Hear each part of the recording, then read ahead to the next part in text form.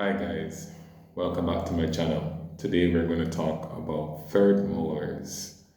Okay, so why are they important to us as dentists or dental students? We're going to talk about the causes of third molar impaction, the issues that can occur with third molar impaction. Should their wisdom teeth be removed?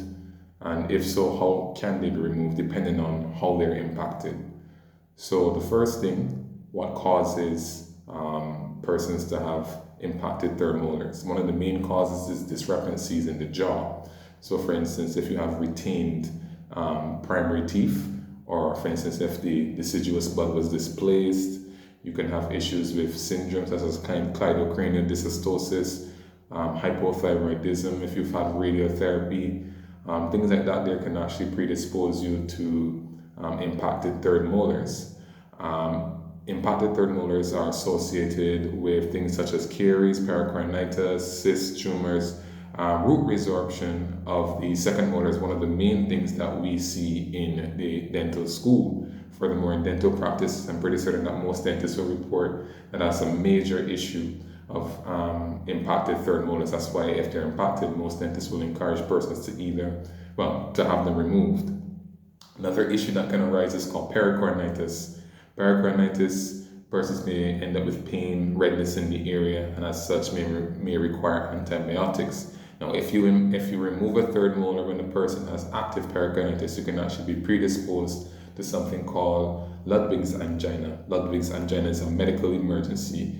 The reason for this is that it can result in your airway being compromised. If that occurs, you can actually die.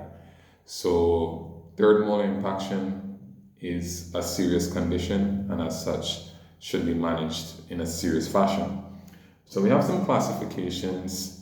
There's a Peg and Gregory classification, and then it can be classified based on its positioning. So it can be mesioangly, meaning tilted towards the second molar's distal surface or the back of the second molar. It can be distal angly, meaning that it's tilted away from the back surface or the distal surface of the second molar. It can be horizontally, meaning that, for instance, instead of the tooth being right up, it's lying down and can abut the tooth in front as well too. And it can be vertically impacted, which means that the tooth is up in the right position, but there's not enough room for it to come into the correct position. And as such, it can still cause a lot of problems too. Other issues that can occur or other positions can be buccal angly, lingual angly, meaning instead of the tooth being aligned like the other tooth, it can be tilted towards the cheek or towards the tongue. It can also be inverted, upside down, and these are unusual, but it can occur. All right. So the Pell and Gregory classification deals with major things like, for instance, it relates to the mesiodistal distance between the distal surface of the second molar and the ramus of the mandible. So in class A, it's in reference to if the mesiodistal or distance of the third molar is able to fit comfortably between the distal surface of the second molar and the ramus of the mandible. If it's class B, that means that it cannot be accommodated all the way. In other words, the mesiodistal distance of the third molar when measured from meso to the distal surface is unable to comfortably fit between the second molar and the ramus of the mandible. So that's another issue. Now in the third that means that most or pretty much all of the third molar is within the ramus of the mandible. So that's an issue there. Another classification is the depth of the molar. So in the position A, the third molar is at or above the occlusal line, meaning if you measure or look at the third molar from the buccal angle, looking at it from the side, it is essentially at the level of the second molar or above it. For position B, it's at the cervical line of the second molar, and position C, that means that it's below the cervical line, right? Right, so we can actually classify third molar impaction or third molar issues also by the what covers it. So you can have soft tissue impaction, you can have partial bony impaction, and you can have total bony impaction. So one of the things that I like to do is to review literature reviews written by other persons. So I was looking at this article written by Dr. Santosh Patil. And what he chose to do was a review of literature which was combining radiological and create radiological and clinical features which would result in a classification. I guess you can call it the Dr. Santosh Patil classification. And in this classification, it was 1 to 7, 1 with no clinical, 1 standing for no pathology, 2 with standing for clinical signs and symptoms, 3 is 2, but it has no no inflammatory changes, radiological changes. 4 is 3 plus mild inflammatory radiological changes. 5 is 4 plus severe radiological inflammatory changes, which are things like osteomyelitis. And 6 is 5, but the radiological changes showing cysts or non-benign tumors. And 7 is the most severe, which would show 6, but it would have malignant radiological features.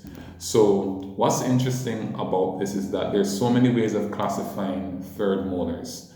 Third molar issues are mostly referred to oral surgeons. I was looking at another article in the, I guess you could pronounce it, Sage Journal. This was written in April 29, 2021. And in this article, what they chose to do was to find out how many teeth were in particular classifications. How many teeth were vertically impacted, how many teeth were horizontally impacted, which teeth, and they also tried to find out if all teeth should be extracted, if they're third molars, or if only those that were given problems should be extracted. Let me just start off by saying that there were some issues with this article. For instance, they had limitations as it was a retrospective study, and also another thing that they had too was that all the patients involved were patients referred to the oral surgeon, so therefore they were all symptomatic. So what they did, they had 432 teeth from 262 patients, and from these 262 patients with these 432 teeth, they found that 91.67% were soft tissue impacted, and then 8.33% were bony impacted, right? So, and of those 432 teeth, 82.4% had pericoronitis. Now, bear in mind, there's limitations to this study. So that's pretty interesting.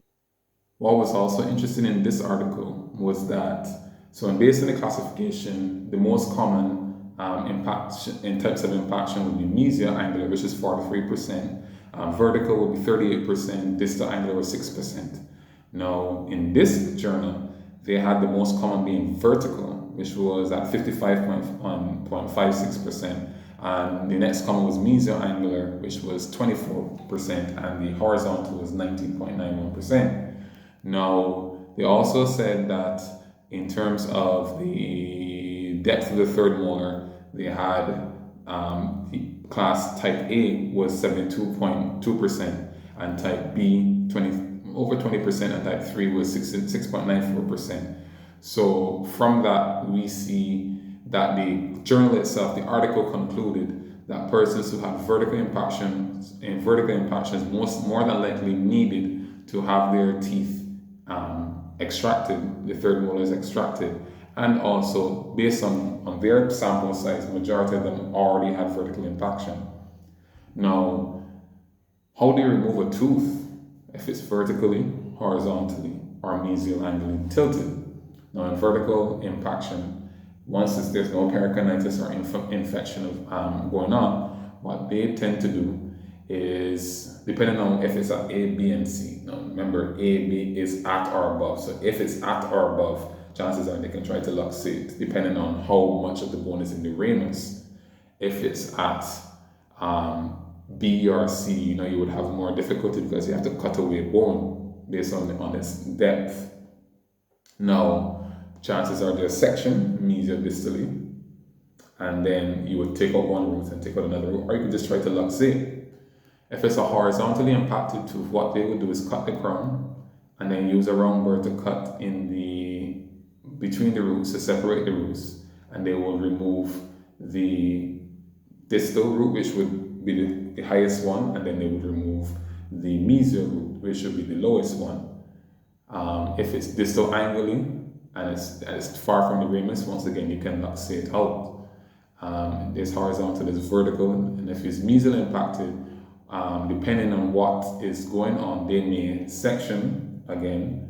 And sometimes, if it's far enough from the distal surface of the second molar, they may remove mesial and buccal bone, and that way you can get it more mobile. So there are a lot of things you can do. One of the issues that can occur with removal of third molars, you can have paresthesia. That's one of the major complications that can occur. You can damage the nerve. You can have bleeding. You can have infection. You can have something called dry socket. So when you have dry socket, what happens is that the socket itself is a form of mild osteomyelitis, it's alveolitis. So the actual bone, it can be painful because it's exposed. It's not supposed to be like that. It's supposed to be a clot formation in there, which results in the bone being less exposed and proper healing. Now, if you don't have that proper clot formation forming, then you can have dry socket. With dry socket, most times it's treated with dry socket paste, and you place this on a ribbon and pack it into the dry socket, and you try to, well, first the person you try to irrigate the space, and then you put the dry socket paste on the ribbon into the area, and you try to replace it regularly, and it tends to go away, right? Also give the person some analgesia because you know they're going to be in pain. I am not an expert in dentistry. I'm just doing this as a way to help me study. So I hope this was helpful to you. If you want to get the articles, you can reach out to me and I'll send the articles to you.